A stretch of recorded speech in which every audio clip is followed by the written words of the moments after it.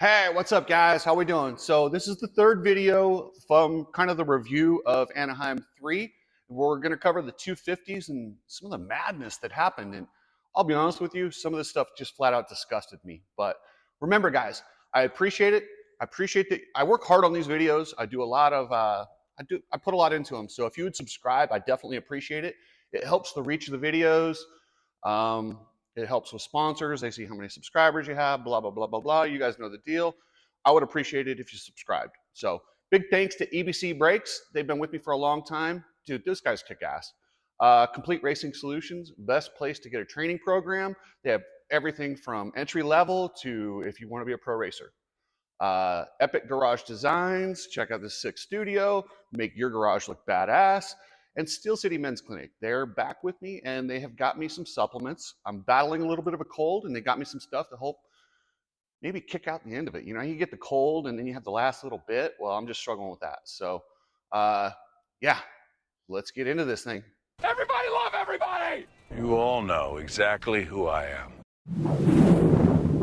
All right, it took 3 rounds, but Star Yamaha has finally arrived. This is where they expect to be, first and third. Both Levi Kitchen and Styles Robertson rode their asses off, and Levi Kitchen in particular. I don't know that many people caught it, but he had a slow little endo in the whoops, but it looked nasty. I mean, he just and right over onto his face. The bike kind of got him. I wasn't even sure if he'd race. But he got up, didn't look wobbly. I mean, went right back into racing, and I was surprised. But after the crash that he had at the starting line in San Diego, combined with the practice crash, I was like, man, that poor kid is busted up. So I didn't pick him to be on the podium. Boy, was I wrong. Kid looked good. Styles too. Styles won the second moto. And yes, I'm calling them motos, guys, because now that they've got the super motocross thing going on, why can't we call them motos? That's what they are. The only reason they called them main events before is because they didn't want to be similar to outdoors with motos. But now they're partners. So just call them motos. That's what they are. It's a 3 moto format. Once you qualify in, it's 3 motos overall. And it was kind of funny, like we kind of snuck into the press conference and I got to have a quick little word with Levi Kitchen before we were bounced. And he said that it felt like Loretta Lynn's. He's like, man, I went, I think he went 5-2-2 for the overall win. He's like, that feels like a Loretta score. Because you never you don't sit up there and be like, you gotta get forward or better. You know, you gotta win.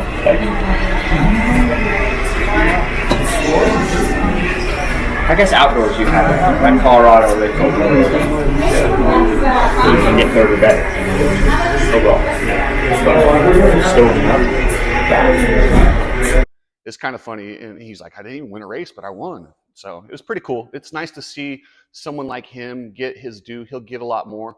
That kid's talented. He's really, really good. And it was nice to see Styles kind of break out, and both those guys get the confidence that they need.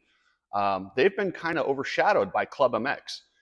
And if you guys aren't watching Club Life, their YouTube channel, you're missing out. It's one of the best internet shows you had, like, about the sport. Literally, they're giving you everything. I mean, I was down there talking to Mike and Brandon and the guys in the pits, and what you're seeing on Club Life is damn near exactly what's happening. They're good with that. Like, they're giving you full access. They're showing you, warts and all. Phil Nicoletti, he's having some issues. He was struggling jumping stuff, but he sent it on the quad, and man, was that not how could you not cheer for Phil to win that second main event? Oh, I thought he had it, but he still got third. Good for Phil. He did take a bad crash in the final one, but I mean, it's awesome. Then I had a little quick word with Enzo, and he told me he's old. I'm like, dude, you're 23. Like, seriously? You like Tomac's coming into his prime at 30, and you're complaining? Like, love that kid. I just hope he works a little bit harder. I think he's got all the tools. Just needs a little bit more cardio, and I think he's there. I think he's going to be one of the guys, and it's going to be hard for that team to come up with the cash to keep him. I hope they can, because he's great. Him and Phil. I don't know if Phil will be around next year, but either way, what they've got going on this year is just awesome. I did tell Mike their pits look awesome. They need an Epic Garage Designs floor, like the AGE guys. I'm like, come on, Mike, you got to get a floor. Like, you guys are a top team. He's giving me crap about my videos and some of the unprofessional things I do. I'm like, well, you got to get a floor then. So if you're going to give me advice, I'm going to give you advice, Mike. It is what it is. Jet, for some reason, struggles in Triple Crowns. And what it is, in my opinion, is Jet has some of the best racecraft you'll ever see. Like, he knows he's the fastest guy. So he lets things settle in and works past and then wins and then gets in the lead and wins. These are shorter races. It eliminates his racecraft. He has to just go, and he can't settle in, work up to it. It's almost like a little bit more than a heat race. And he doesn't win all the heat races. He's smart in heat races.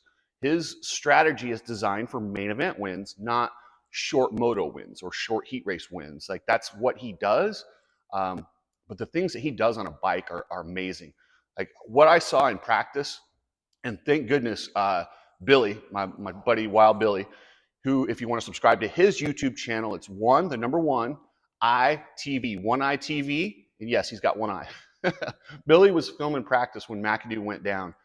And everybody shows McAdoo go down, but I've seen all these videos and Instagram, they cut away.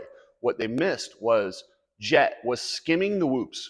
Mid-whoop, he noticed, the flags, and McAdoo sprawled out, like laid down, like he was knocked goofy. And he just makes from skimming and like hops and jumps over him. Saved McAdoo's life. One of the coolest things I've seen on a dirt bike, and it almost went unnoticed. But luckily, Billy caught it. Go over to his channel, subscribe, and I'll put the clip here, and he got a whole bunch more stuff. Billy was filming everything, and we're trying to get him monetized. He's got thousands and thousands of views, but YouTube won't pay him until he gets to 1,000 subscribers. So if you want to subscribe, that'd be awesome. But for as tough as McAdoo is, I could not believe this absolute beast, savage, brave human being went for it.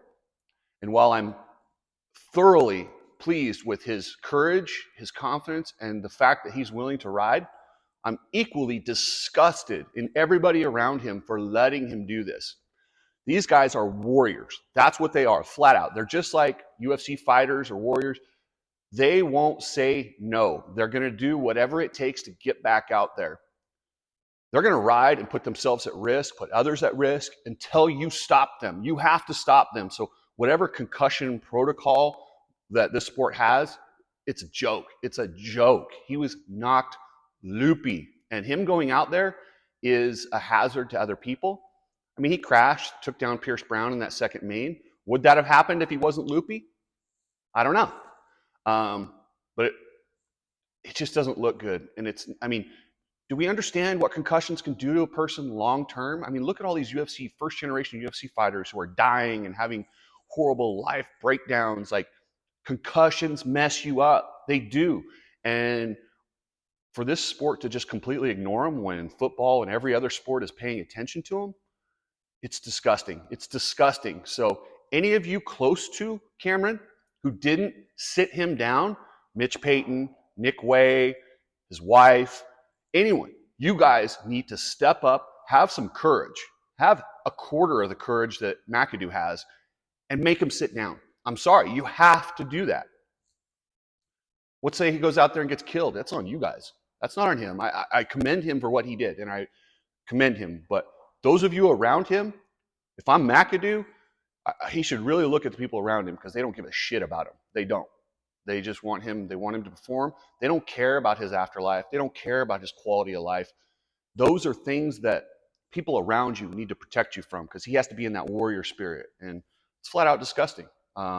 Same thing with RJ Hampshire. RJ won the first race, looked great, had a nasty spill coming out of the sand. Cross-rutted, went right to his head, got hit by Josh Rees.